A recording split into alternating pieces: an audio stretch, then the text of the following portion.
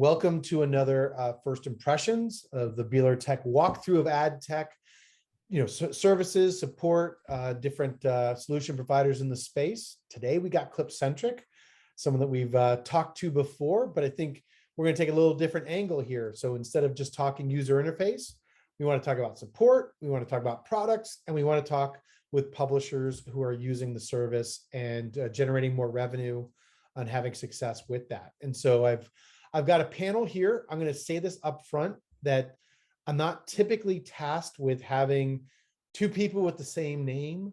So I'm going to designate them as we go through this, but so I can make sure it's clear. Why don't we just do quick introductions? And what I'm going to ask of each of you is just talk a little bit, not only just the company you work for, but your role and responsibilities as they are. So I'm going to start with PGA Sean. Sean, introduce yourself. Absolutely. First of all, thanks for having me. So Sean Halbmaier with PGA Tour. Been with the company for just over 10 years now. Most recently leading a team of ad products. So all things ad product monetization, how we monetize our owned and operated channels, as well as any of our distributed partnerships that we have in the space. So been working with Clipcentric for well over 5 years now at this point, and the relationship has grown year over year over year. So glad to be here. Great. Jeff, please introduce yourself. Yeah, hi. Again, thanks for having me. So I work at Red Ventures. I'm the director of creative services. We're an extension of the integrated marketing team. So we are coming up with kind of ideas that our advertisers are help sell their stories. And so a lot of times that does involve high impact display ads. And then it really helps because we're working at both the pitch phase as well as building the stuff out at the end of it. In the delivery. Got it. Yeah. Clipcentric, Sean. Awesome. Thanks, Rob. Sean Picorni, Director of Customer Success, help manage all of our client-facing stuff other than sales, right? So anything for support or creative service production, onboarding of new clients, training new clients, and all that type of stuff comes through our team. Fantastic. Great. So one of the things that I think is important to get from you guys is talking about just that your relationship with Clipcentric really kind of depends on a couple different things in terms of how you've kind of set that up. I know, Jeff, you worked with Clipcentric with CBS, now Red Ventures, and just talk to us about like how you're using Clipcentric. You even mentioned kind of the pitch phase to the delivery phase. Can you talk a little bit about how that works and how you use their services? Yeah. So I mean, it all kind of comes back to like we wanted a good partner in the high impact like display ad phase, because like let's be honest, like display ads have been gotten a bad rap the last 5 years or so. But it's still an important part of the mix. Like it's still a good way to get messages out, particularly video, as you'll see some of the examples later on.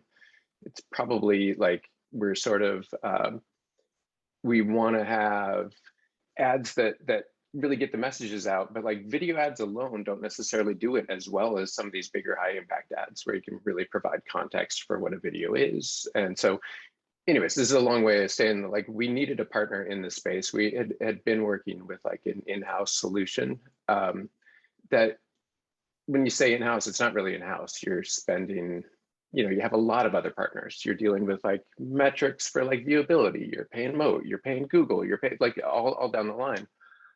So even an in-house solution is an in-house solution. So you got to choose your partners really carefully because you want your partners to be good. You want support. You want someone you can consult with. So we did the cost analysis and we were really like, wow, okay, it makes sense in a way that we had built it and we were running it.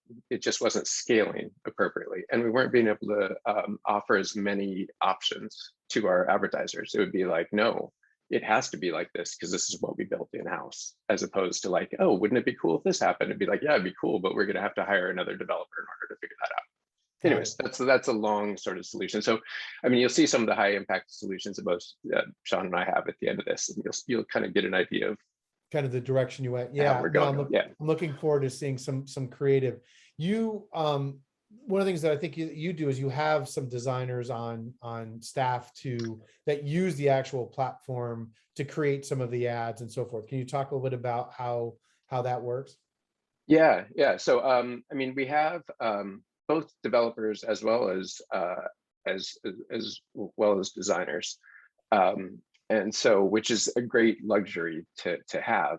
But it also means that that you want more options of things to do. So again, we're able to come up with where we're proposing things. So we have the designers that make a very nice presentation, but Photoshop can lie. So sometimes it's nice to have the same people that have to build it proposing these things because they know how difficult it is to make. But again, with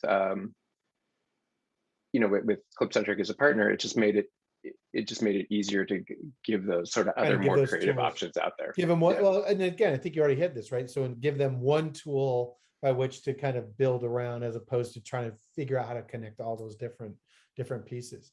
So Sean, from the PGA, you also work with Clipcentric. And again, you mentioned that you've done that for quite some time. You're not necessarily having designers use the tool quite so much. How are you working with Clipcentric?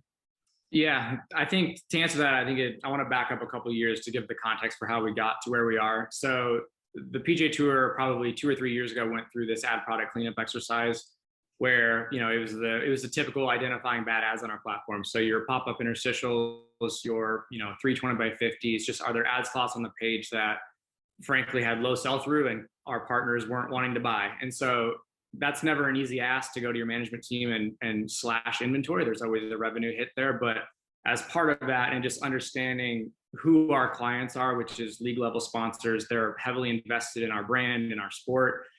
So having a digital platform to give them that outlet to run premium advertising was super critical. So in exchange for cutting inventory, we made this shift to offer a lot more high impact opportunities. And so that's really how our relationship with Clipcentric really started to grow over the years. Like when we first started, it was your standard 970 by 250s and your push down units and things like that. But it's really morphed more into, we offer well over a dozen formats today of different flavors. And so, while our team, from start to finish, pitch to pay, or it's maybe 40 people that touch Clipcentric either directly or indirectly. The one gap on our team is we don't have any designers. And so being able to really shift that sales strategy to offering those high impact opportunities, we needed a partner. And I say partner, not vendor, because they're very much a centerpiece to what we do. Every single plan that goes out the door has something from Clipcentric in it. And so we use them fully managed service from when we get an RFP in from one of our clients, pitching all of their formats all the way through to submitting a service request into their portal, generating tags, testing them, and running them. So soup to nuts, they're core to what we do. Kind of part of that piece. Yeah. So Clipcentric, Sean. So, again, that's, I wouldn't say necessarily two complete different ends of the spectrum, but there's obviously publishers who have different resources and you're plugging in different ways. Can you talk about, again, like how you support that, to, again, any other variations or thoughts about how you work with publishers? Yeah, for sure. I mean, at the end of the day, we support them very similar ways, right? We help onboard these new ad products that Sean's talking about, all the stuff that Jeff does, these high impact type units. We help build those templates. We help build all sorts of documentation around it. So spec sheets, PSD templates that, from Jeff's side, they have their own PSD that they use in their marketing material, where Sean's team, we supply that to them and then they can bring that in-house and use it in the same manner, rebrand it, or just pass along what we give to them. All the testing that is involved on both sides of the fence for self-serve and a full service client, we are there to make sure that all the testing is done correctly. Those templates are bulletproof. When it goes live across 5 different websites, 10 different websites, it works everywhere, in-app, desktop, phone, tablet. So we do a lot of that legwork on both sides of, full service, self-service, make sure they have everything they need for pre-sale side. And then after that, it's, we train for, like Jeff's side, they have a few designers, we train them how to use the platform, make sure they have all the tools they need in their templates to be able to turn these things around efficiently, quickly, and know that they're going to work. And then from Sean's side, make sure they have all that same stuff that they can submit back to my team, and then make sure my team is 100% bulletproof on all their different formats, all the different versions, how they get it in app versus, mobile web, how do they test it, how do they make sure everything's pixel perfect. You hit on a thought there, it pops in my head, which is these kind of units.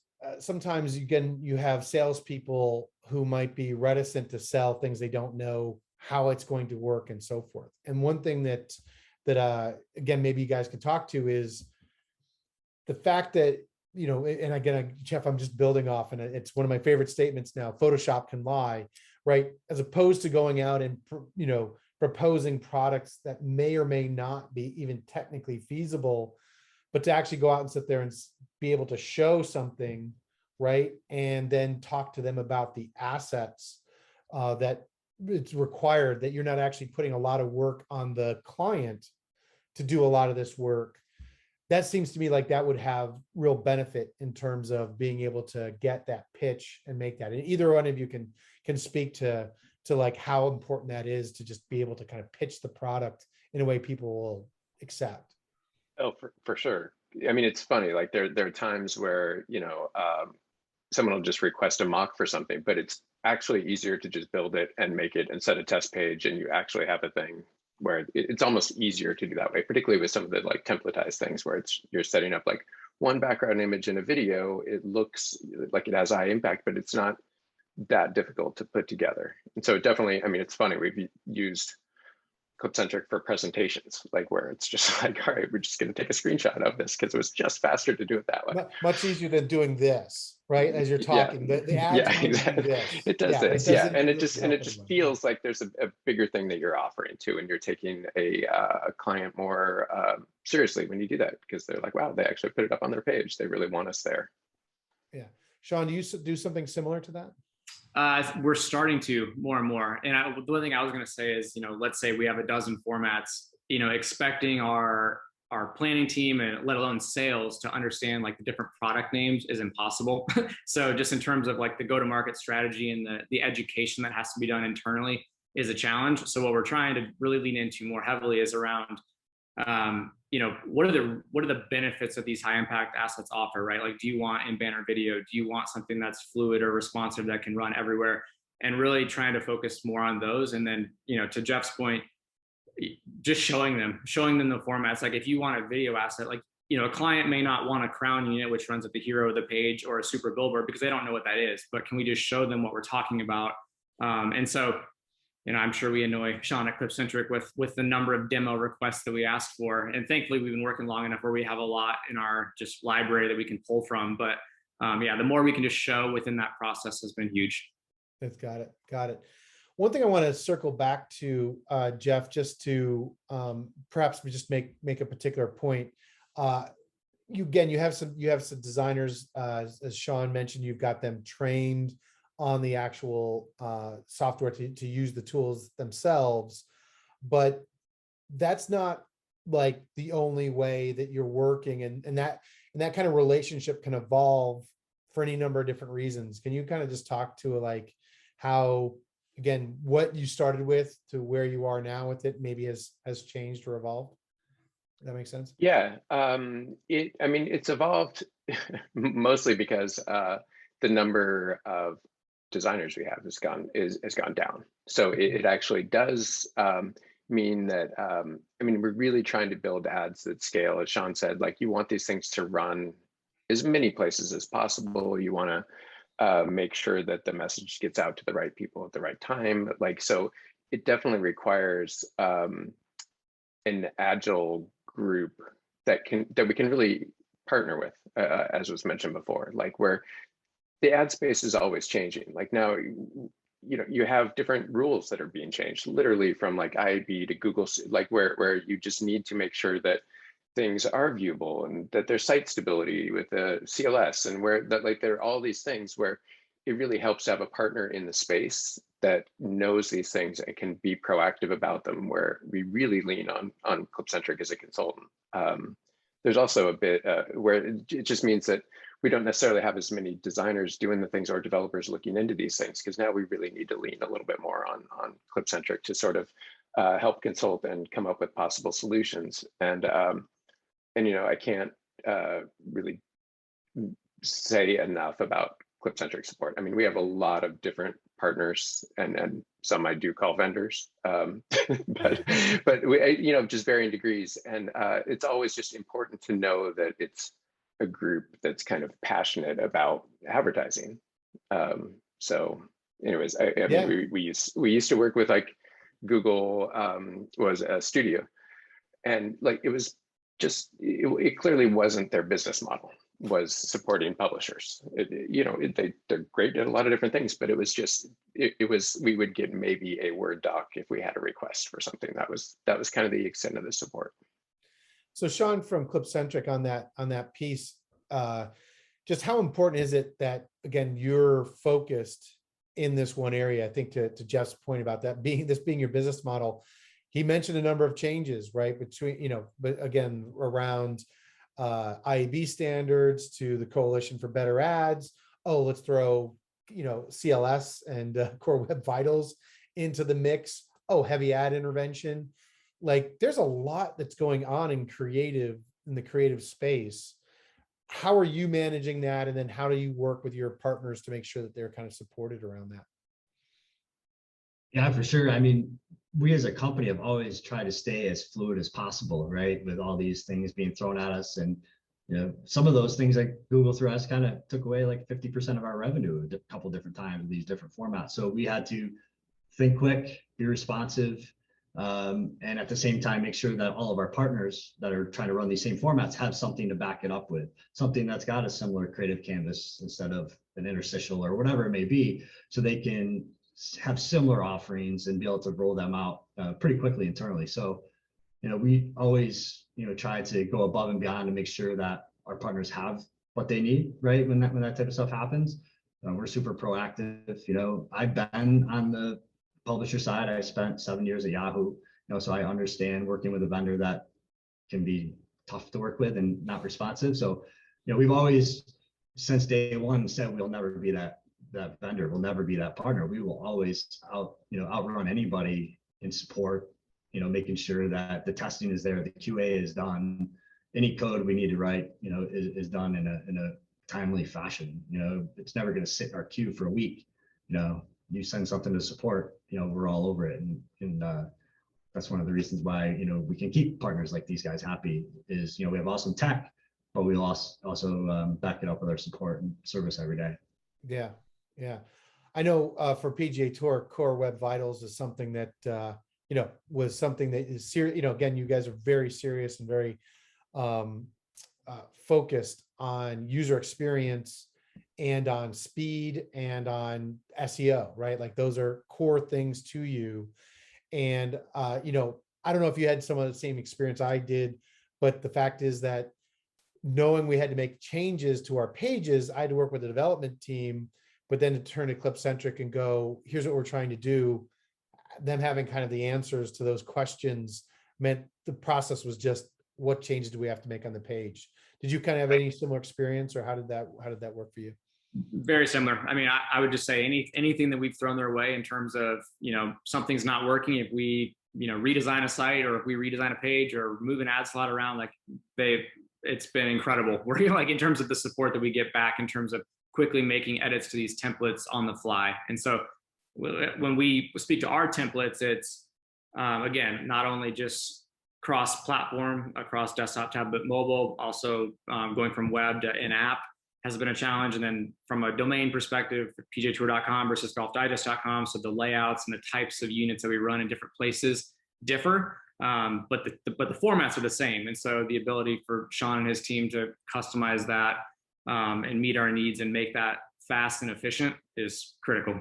Yeah, that speed is there. And again, just maybe to Jeff's earlier point, imagine building all of these rich media products yourself in your own tools, and then going, okay, now I need to adjust like something like Core Web Vitals and the kind of re-engineering. I don't want to do that work, right? So that's something that I could see kind of helping.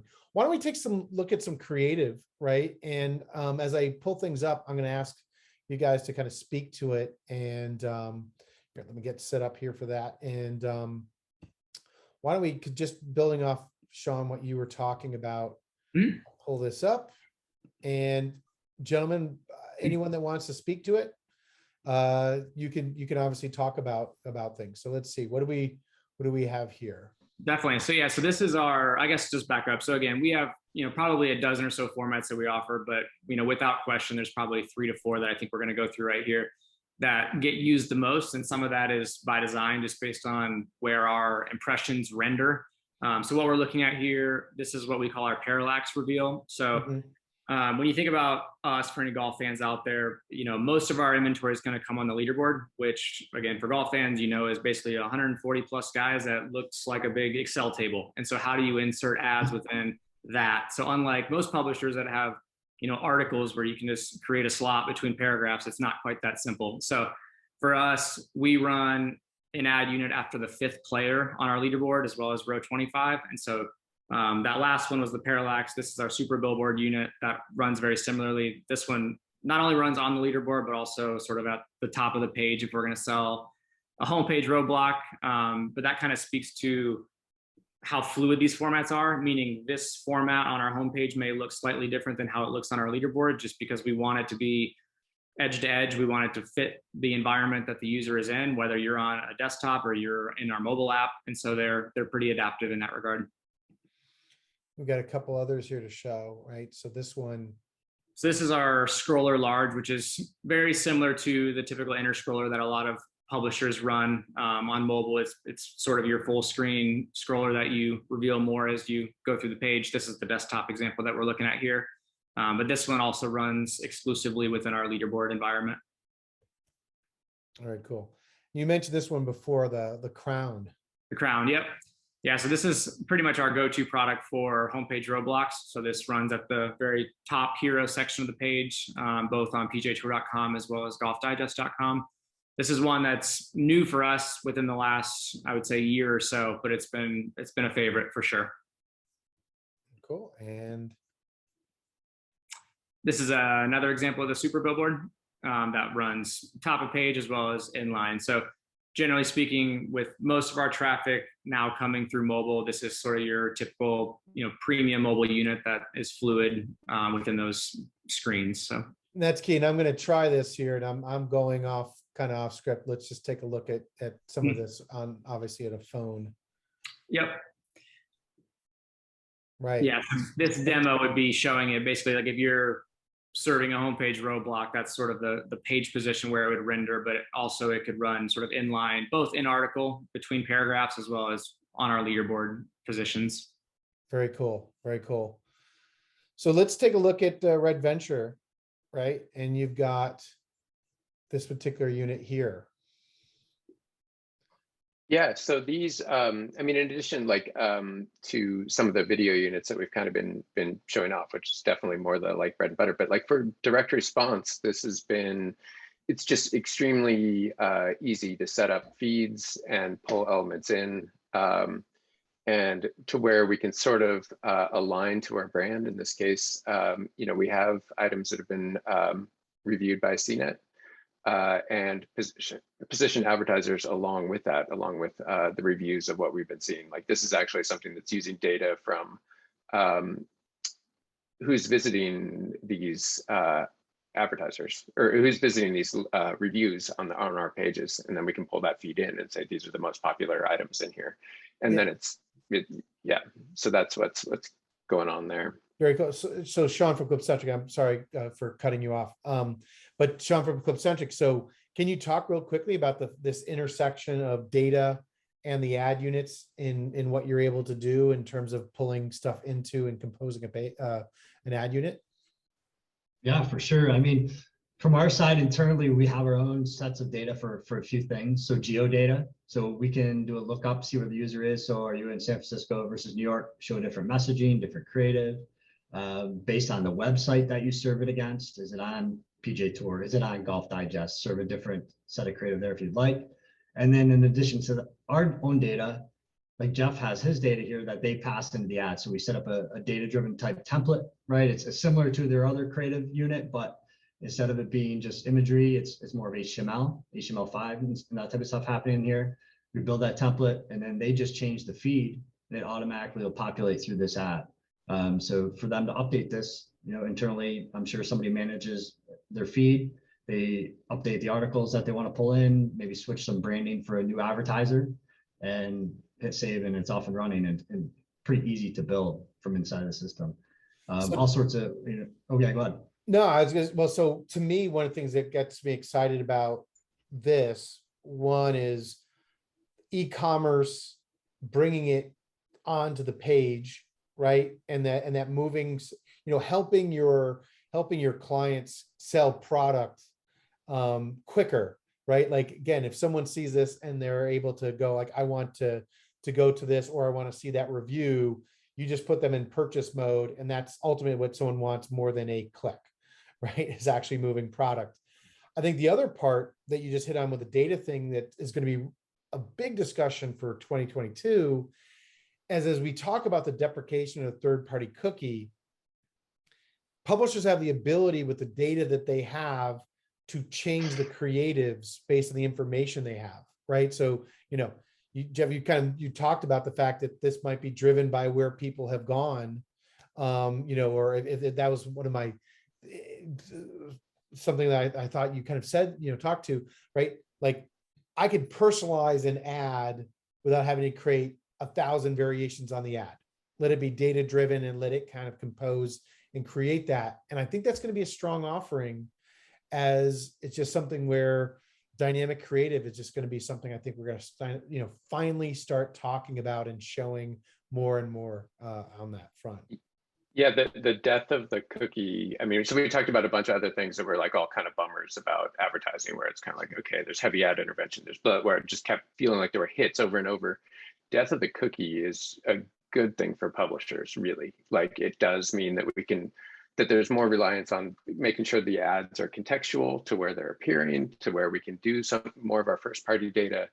And then also it's, potentially kind of a hit on some of the social distribution channels, where it kind of makes it so serving things into on web pages and mobile web, it's a good way to get messages out. And I think that's a plus for publishers.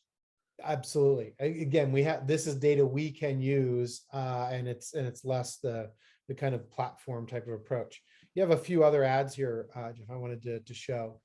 We got this from Cadillac, which looks gorgeous. Yeah, and this one really goes back to the mention before of like, this is really, think of this as a video ad. This is a good, like, think of a video ad as you see it running as pre-roll. You get 2 seconds, and that counts as the ad.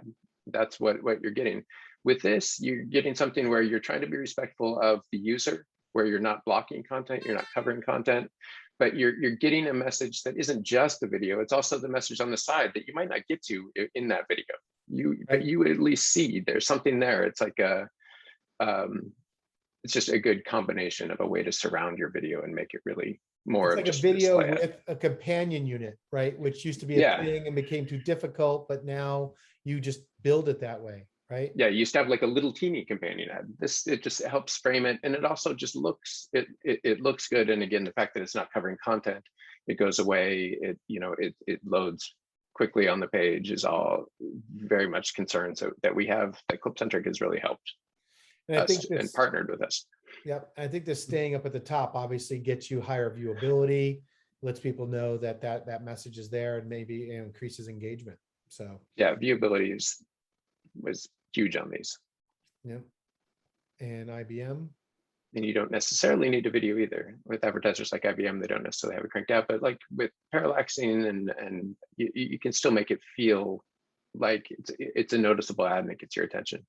Yeah, great stuff. And I think that's the part, right, where I think from, Jeff, you're having some design background and your own kind of background, you could start to really use this palette. To your point earlier about the hits that creative have taken, right, within our space, you try to make the spots that we have within pages to have impact.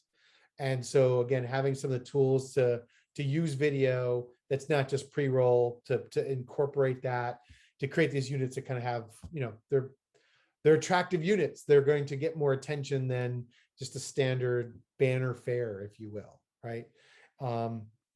And one of the things I wanted to talk about real quickly with this, I think maybe both of you could talk to this, is that the amount of assets required to create this and the request of the advertiser isn't, we need to plot all this out. I mean, you guys have some idea of how to even make it easier for the client to actually create these units or work with you to create these units, right? Are you using templates? Are you, I mean, what does it take to create this IBM ad? Yeah, so we have PSD templates, and we just have separate artboards for each of the sizes. Since I mean, like the similar to the ads that are running on a PGA, it look like where you have each of the dimensions. We can provide that to a client, and hang on, and they can we can literally take that PSD once we get it with all the different artboards, all the even video end cards and everything, upload that to Clipcentric. The layer names are all defined to what they map to. Then we can optimize on there. We can re-optimize the video. Then we upload the video separately. But most of the things are just in that PSD.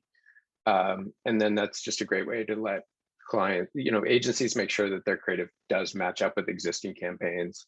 And it just makes the approval process so much faster if a client participates in filling out the PSD. And they know Photoshop, so they kind of know and can get all their branding all worked out and whatever, get some idea where that's going to go. Sean, were you going to add anything to that piece? I was just going to reiterate, it's very similar for us. I mean, Sean and his team created the PSD layered files for us, as well as sort of a one-sheeter template that kind of walks through what these formats are. We actually took those and created just, I guess, more on-brand PGA Tour client-facing materials. And so as part of every IO that goes out the door, there's always a link that goes to each individual product sheeter, as we refer to them as. And within those product sheets, we have links to demos, QR codes for them to see them, as well as just a hot link that takes them where we store these PSD files on a Google shared drive that's publicly facing. So clients can easily just grab them. And then again, as part of the education process is, in an ideal world, the client is completing those templates and returning them to us. It doesn't certainly always happen that way, but yeah, those templates are a game changer. Yeah. So we've talked about the assembly and that part of it and the templates. I think that's great. Then we talked a little bit about obviously the service and support. We covered that. We talked about data-driven ad units, right? And pulling those kind of things together. One of the things is the ability for measurement and the reporting behind it. And Sean, Clipcentric, I'm even hearing that you have some clients that are running, we'll say, regular ads. I don't know what your term for non-rich media enhanced high impact ad units are, but like regular units through the platform because of the data and so forth. Can you talk a little bit about what kind of things you can report on and then why someone would want to even run other ads through this? Yeah, for sure. So we offer it up to all of our partners. They can run rich media, and then we call them standard ads, right? That is normally just like an in-banner HTML5 or static, 300 by 250, 970 by 250, or whatever the standard units you might run. They could even be, slightly responsive. Inside of there, we run the standard ad. You schedule it just like you would a rich media ad with a JavaScript ad tag, and then we will report back on all of the rich media metrics, just like we do for that standard ad. So you'll get impressions and clicks, but you're also going to get viewability metrics, dwell times, interaction rates, all sorts of other stuff, that you would get, time spent, all that other metrics that we do by default with rich media, you just get with our standard ads as well. In addition to that, inside of those HTML5 ads, you could do data-driven ads. So in a standard ad, you could do that geo-based ad and change the messaging. Hey, you in San Francisco. Hey, you in LA. Hey, you in Orlando, and do it from that standard ad build as well, and then get very granular metrics on how those users interacted across all those different targets. Very cool. Very cool. All right. Well, I think this has been a really big tour. I want to make sure that I didn't leave anything uncovered or get any kind of final thoughts. Sean from PGA, do you have anything we either didn't discuss that we should have? It sometimes happens, to anything in terms of just kind of like wrapping up your thoughts around this as a strategy to kind of work in this direction? Yeah, I mean, I think the one thing that comes to mind that I don't know that I mentioned earlier is just, one of the benefits that we get from Clipcentric is just helping us always innovate. As we all work with salespeople every single year, it's like, what's new, what's new, what's new, what do we have to offer? And so sort of navigating that, and specifically as we sort of introduce this high impact sales strategy, we're always constantly looking for what else. And I mentioned the Crown unit, that top of the page unit, is relatively new for us. We just launched that this year. I don't think it's necessarily new for the industry by any means. We're probably a couple of years behind, but that's just one example of like us going to Sean and his team and just asking for, what are you running across a lot of other publishers? That's the benefit of them working and servicing a lot of premium publishers, is just understanding what's working well for others, and how can we either take that as is and run it across our platforms, or how can we modify it and make it work for our brand and for our platform. So that's been a huge plus for us as well. But I mean, just in general, like, couldn't say enough good things about the partnership there. Very centered to everything that we do, and it's been an awesome partnership. Great, thank you for that, Jeff. Anything we missed, or any other final thoughts from you? Well, I mean, one thing that we mentioned a bunch of times is just like the importance of the partnership. And Sean's definitely said that as well. We're always looking for partners that are, I mean, it's weird to say, but that are passionate about advertising, that actually care about delivering something that is good for the user, it's good for the brand, and it's also good for the people that have to build it, that have to put it together. So it's kind of easy.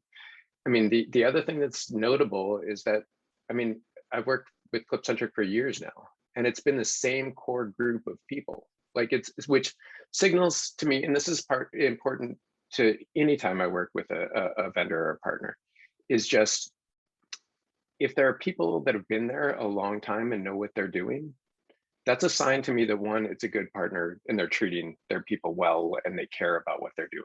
And it also just means that things are going to work better because they're going to have a running history with us, and they're going to be able to like grow together. So anyways, that's been just something that has been a little unique to Clipcentric that I don't see with some of our other partners. It's great. It's a great point. It's a great point. Sean from Clipcentric, what have we missed though? Keep in mind, I know you could fill 2 hours with things, all the detail you can dive into.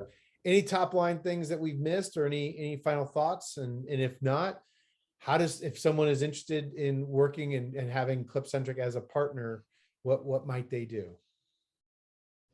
Yeah, I mean, I think we touched on a lot of the highlights of Clipcentric and why people should partner with us. At the end of the day, we can really do anything, right? We tell people in demos, you think of it, we can make it happen, and we try to do that often. So yeah, I mean, end of the day, we can help in any areas, from the pre-sales, post-sales, onboarding, trainings. We kind of talked about all this stuff. And then, best way to reach out to us is just go to our website. On our about section, we have a form that you can fill out, comes to the right people internally, that we can get a demo, a call set up, and we can show you, all the bells and whistles and tools that we have and examples of other formats, and kind of go from there. And there's a gallery there, so you can kind of get a sense of, again, Sure.